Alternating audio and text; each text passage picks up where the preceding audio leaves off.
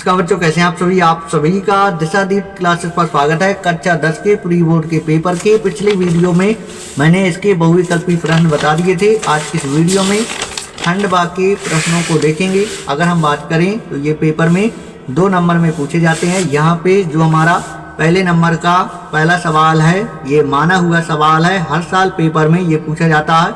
यहाँ से आपके पेपर में प्रश्न अवश्य बनेगा। ऐसे पूछा जाएगा √2, √3, √5 या √7 ये अपरिमेय संख्या है, इसको सिद्ध करिए। अगर हम एक सवाल समझ लेते हैं तो सभी सवालों का लगाने का एक ही प्रोसेस होता है। तो बिना देरी किए इस सवाल को हम समझते हैं। जैसे इसमें हमें सिद्ध करना है कि ये अपरिमेय संख्या है, इसका जस्ट हम उल्टा मान के इसको सिद्ध करेंगे। इसे हम मान लेंगे कि ये परिमेय संख्या, तो यहाँ पे तुरंत लिखेंगे माना √3 एक परिमेय संख्या है। इसे हमने परिमेय संख्या मान लिया। अगर हमने इसे परिमेय संख्या माना है तो इसे हम P/Q के रूप में लिख सकते हैं, नहीं लिख सकते हैं? आप कहेंगे हाँ लिख सकते हैं। और कोष्टक में लिखेंगे जहाँ P और Q सह अभाज्य पूर्णांक हैं, जहाँ पे P और Q सहअभाज्य पूर्णांक है। इसके बाद अगर हमें इसका अंडर रूट हटाना है तो वर्ग करेंगे, लिखेंगे दोनों तरफ वर्ग करने पर यहाँ पे √3 का वर्ग कर देंगे और P/Q का वर्ग कर देंगे। वर्ग से अंडर रूट खत्म हो जाएगा, 3 आएगा और यहाँ पे हमारा P²/Q² आएगा। इसके बाद यहाँ पे देखिए, अगर हम Q² को यहाँ लिख दें तो 3 यहाँ से उठेगा और 3 जाएगा यहाँ पे। इसको समीकरण पहला नाम दे देंगे। अगर यहाँ पे हम देखें तो ऊपर हमारा P² है और नीचे हमारा 3 लिखा, तो मतलब हमें लिखना है 3 से विभाज्य है। P² 3 से विभाज्य है। P² 3 से विभाज्य है। अगर हमारा P² 3 से विभाज्य है तो हम कहेंगे कि जो हमारा P है तो P भी 3 से विभाज्य होगा, क्योंकि ये प्रमेय होती है। अगर P² 3 से विभाज्य है तो हमारा P भी 3 से विभाज्य होगा। यहाँ तक आपको समझ में आया होगा। इसके बाद आगे समझिए, अगर P हमारा 3 से विभाज्य है, यानी P को हम 3 मानेंगे और पीछे इसका गुणनखंड कुछ भी हो सकता है।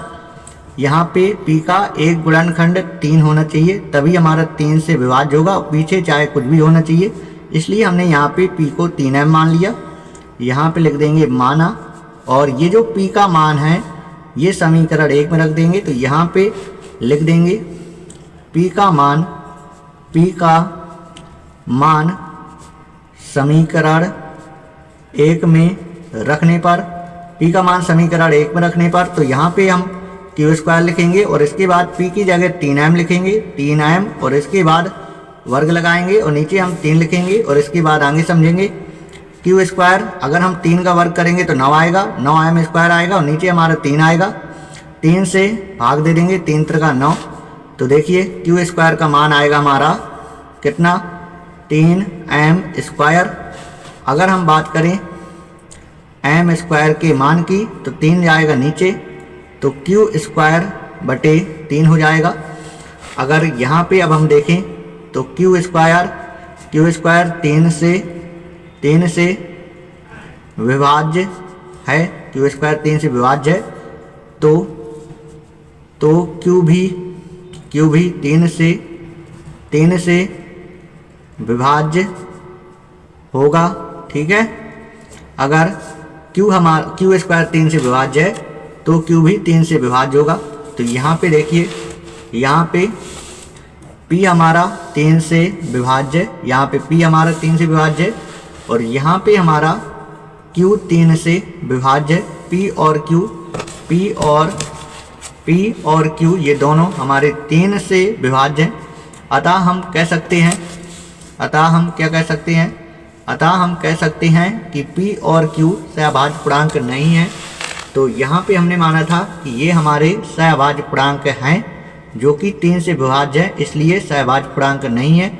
जब भैया सहभाज्य पूर्णांक नहीं है तो यहाँ पे ये हमारा कल्पना जो है गलत सिद्ध होगी। ये प्रमेय संख्या ना होकर ये √3 हमारा क्या होगा, अप्रमेय होगा। तो यहाँ पे सिर्फ लिखना है, यही लिखेंगे, क्योंकि P और Q दोनों 3 से विभाज्य हैं। P और Q दोनों 3 से विभाज्य हैं। अतः P और Q सहभाज्य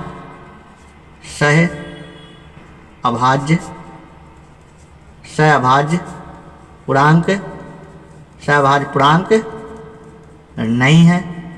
अतः हमारी जो कल्पना है वो गलत जो है सिद्ध होती है। इसलिए हम लिख देंगे, इसलिए √3 एक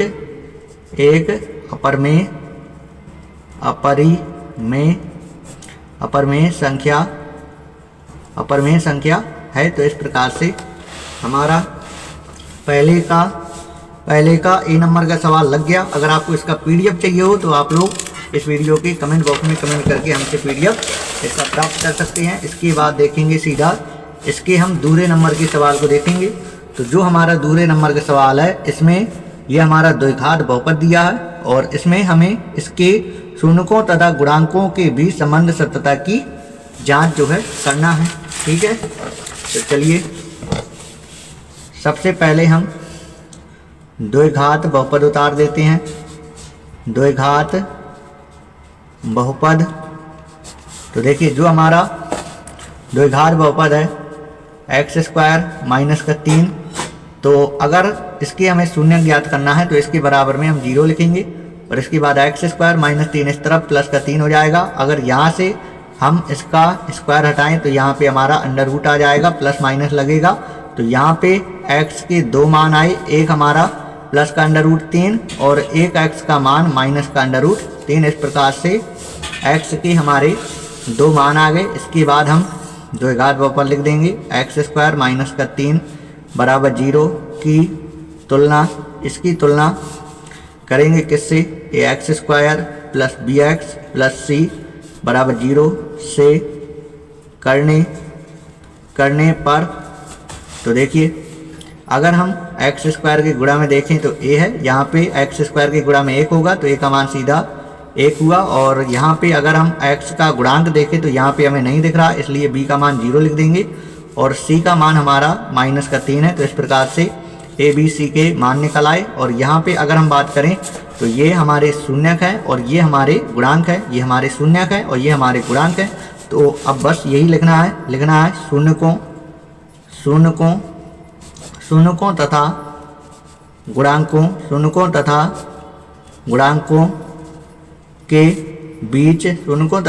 के बीच, संबंध सत्यता की जांच। तो यहाँ पे लिखेंगे पहले शून्यकों का योगफल, क्या लिखेंगे, शून्यकों का योगफल लिखेंगे और योगफल में लिखेंगे माइनस का b/a। तो शून्यकों के योगफल में इन दोनों शून्यकों को जोड़ेंगे, √3 माइनस का √3 और यहाँ पे माइनस, अगर हम b के मान की बात करें तो 0 है और a का मान हमारा 1 है। तो यहाँ पे ये कट के हमारा 0 आएगा बराबर 0। तो 0 बराबर 0 इस प्रकार से आया। इसके बाद लिखेंगे शून्यकों का गुणनफल, लिखेंगे शून्यकों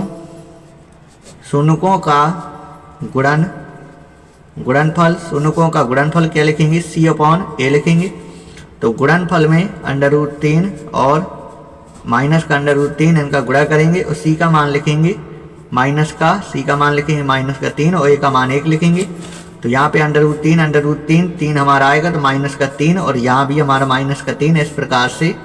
इस प्रकार से हमारे जो है शून्यकों का योगफल और शून्यकों का गुणनफल, इस प्रकार से हमने जांच कर ली। ठीक है, संबंध बताना था तो ये हमारे क्या होते हैं, बराबर होते हैं। जो हमारा शून्यकों का योगफल होता है, ठीक है, शून्यकों का योगफल होता है तो देखिए शून्य यहाँ लिखे जाते हैं, गुणांक यहाँ लिखे जाते हैं, तो इस प्रकार से संबंध होता है और ये क्या होता है, हमारा बराबर होता है। ठीक है, चलिए इसके बाद आइए सीधा हम इसके प्रश्न नंबर सी में देखेंगे। इस प्रश्न नंबर सी में ये हमें सिद्ध करना है। ठीक है, सभी इंपॉर्टेंट प्रश्न है, ऐसे ही आपके बोर्ड पेपर में यहाँ से प्रश्न बनने की संभावना है। देखिए 1 प्लस सेक बटे सेक बराबर साइन स्क्वायर ए बटे 1 माइनस कॉस ए। तो यहाँ पे तुरंत लिखना है, पहले LHS हल करना है, फिर RHS हल करना है। LHS और RHS दोनों हल करेंगे, दोनों तरफ बराबर आना चाहिए।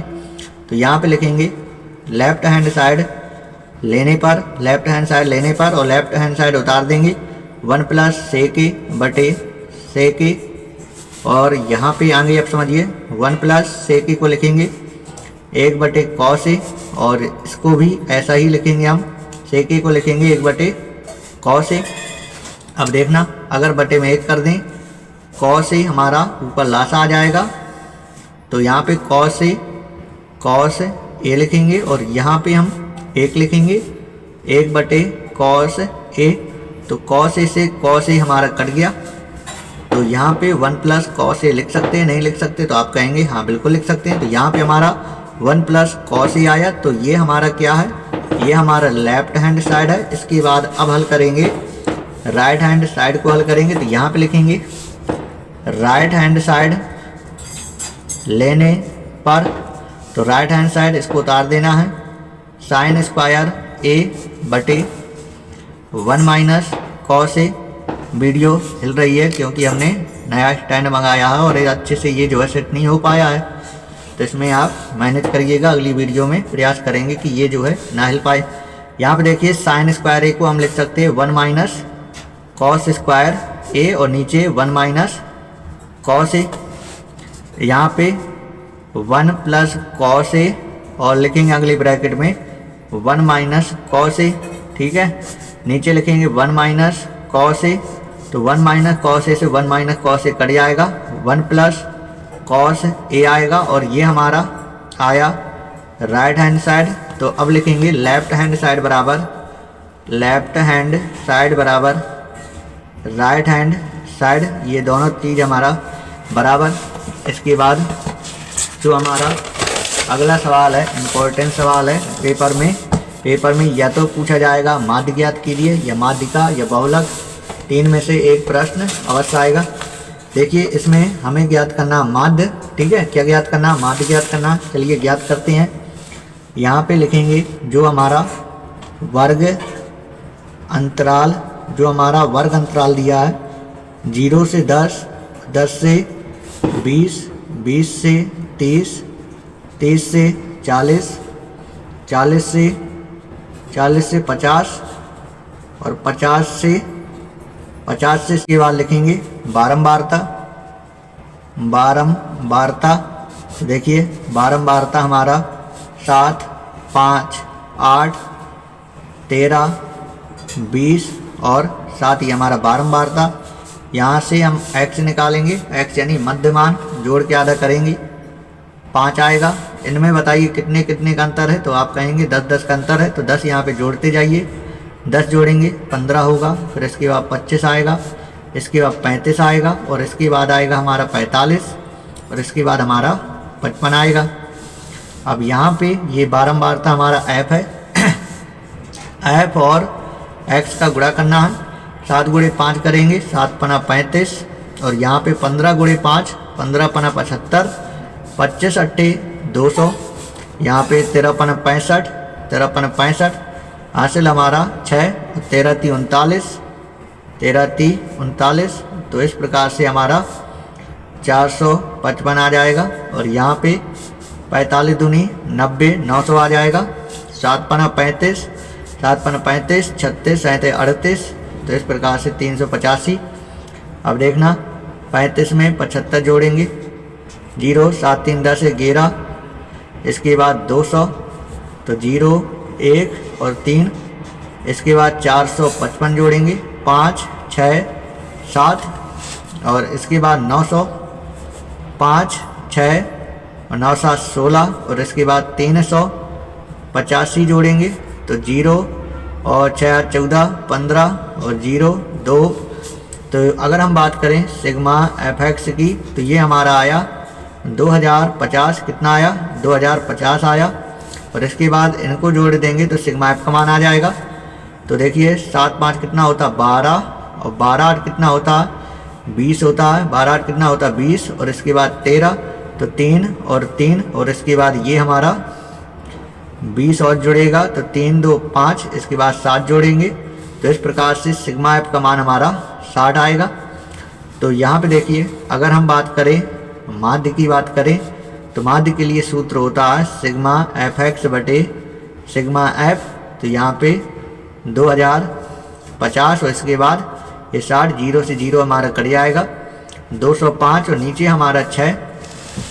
तो देखिए 205 में 6 से भाग, 6 का 18, इसके बाद 2 आएगा 5 उतारेंगे 6 चौको 24, इसके बाद 1 आएगा दशमलव लगा के 0 बढ़ा देंगे 6 कम 6, 6 कम 6, 4 आएगा घटाने पर। और यहाँ पे देखिए 0 बढ़ाएंगे अगर 6 7 42 तो 6 7 42 यानी 6 6 36 तो 34.16 इसका हम आंसर लिख देंगे। 34.16 इसका हम आंसर लिख देंगे। तो इस प्रकार से हमारा इसका डी भाग लग गया। अब देखेंगे इसके ई नंबर के सवाल पर। ई नंबर के सवाल में 2 घन और यहाँ पे 2 घन है जिनमें प्रत्येक का आयतन 1331 घन सेंटीमीटर है और दोनों फलकों को सटाकर जो हमारा ठोस बनेगा, अगर हम 2 घनों को सटा देंगे मतलब मिला देंगे तो जो हमारा ठोस बनेगा वो हमारा क्या होगा? घनाभ होगा। तो हमें घनाभ का पृष्ठीय क्षेत्रफल ज्ञात करना है। ध्यान दीजिएगा इसमें घन का आयतन दिया है, घन का आयतन क्या दिया है? 1331 घन सेंटीमीटर इतना दिया है। और घन के आयतन का सूत्र 1 की घात 3 होता है 1331। अगर यहाँ से घात 3 हटेगी तो यहाँ पे लग जाएगी, इस प्रकार से लिखेंगे। तो यहाँ पे जो हमारे ये 1331 है ये हमारा 11 का घन होता है। तो इस प्रकार से हमारी भुजा आई 11 सेंटीमीटर। अगर हम बात करें घनाभ के लिए, अगर हम बात करें घनाभ के लिए तो इसकी जो लंबाई होगी इसकी 2 गुनी हो जाएगी। ठीक है, जब 2 घनों को मिला दिया जाता है तो लंबाई बढ़ जाती है। लंबाई बढ़ जाने का मतलब ये उसका सीधा आपको 2 गुना कर देना है। 11 दूनी 22 और चौड़ाई और ऊंचाई वही रहेगी।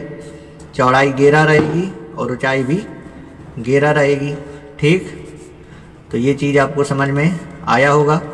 इसके बाद यहाँ पे देखिए घन के पृष्ठीय क्षेत्रफल का सूत्र लिखते हैं पहले।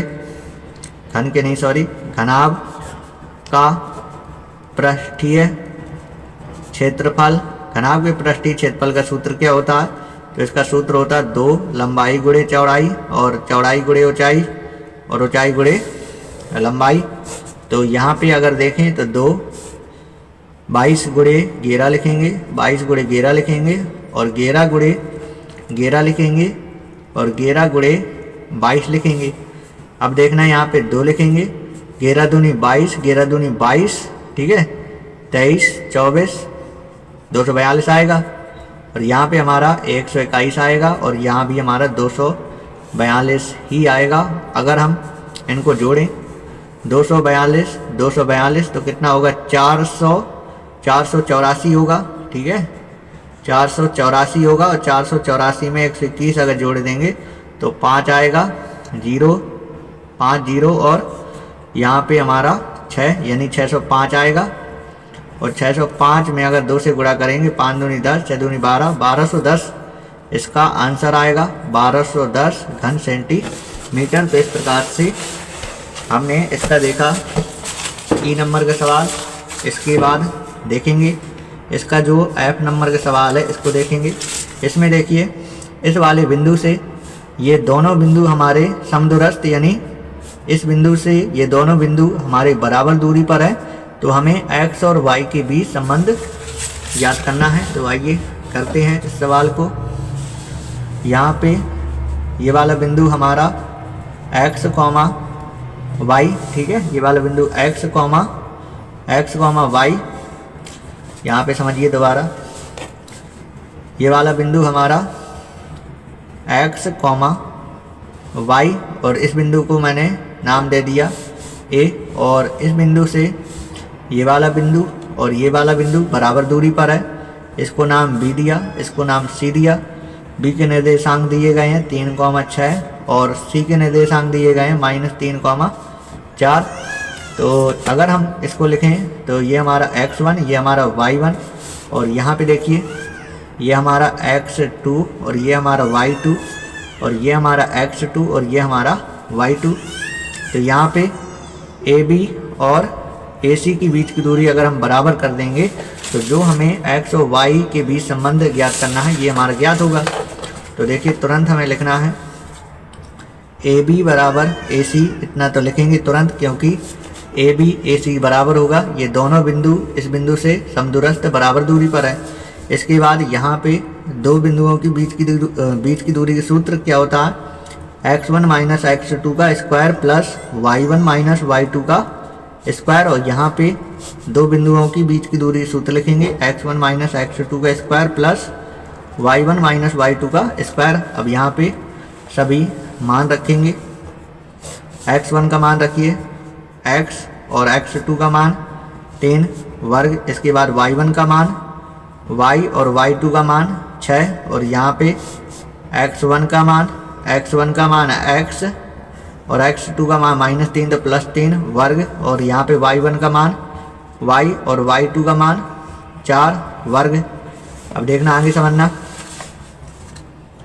a माइनस b का होल स्क्वायर, तो x स्क्वायर प्लस का 9 माइनस का 6x, और यहाँ पे y स्क्वायर प्लस का 36 माइनस का 12y, और यहाँ पे देखिए x स्क्वायर प्लस का 9 प्लस का 6x, और यहाँ पे y स्क्वायर प्लस का 16 माइनस का 8y, दोनों तरफ वर्ग कर देंगे। या इसको थोड़ी हल करता हूँ, x स्क्वायर के बाद में मैंने लिखा y स्क्वायर को, इसके बाद माइनस का मैंने 6x लिखा, माइनस का 12y लिखा, इनको जोड़ देंगे 9 6 15 यानी 45 आ जाएगा।